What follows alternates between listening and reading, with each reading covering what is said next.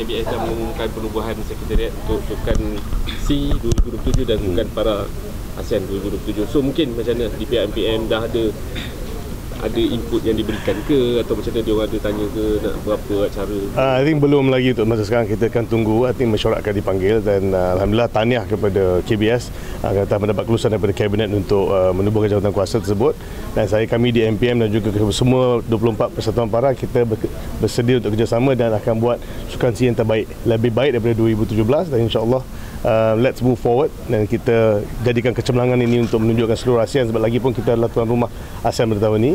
Dan insya-Allah nanti mungkin selepas hari raya mungkin perbincangan atau mesyuarat itu akan diadakan. Kita akan tunggu dan kita support sepenuhnya.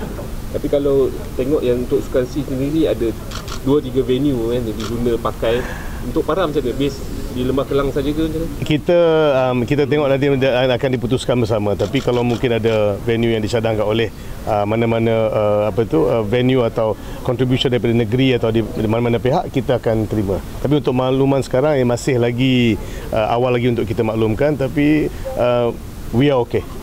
Paling penting atlet kita boleh bergerak, dan I think accessibility adalah the most important thing. Dan nombor dua adalah walaupun negeri mana yang nak host, paling penting juga hotel accommodation itu. Takut kadang wheelchair tak boleh masuk bilik and all that. So that is also criteria yang kita akan tengok, dan we will work through lah. Lagipun 2027 walaupun orang cakap lama lagi, padahalnya tidak.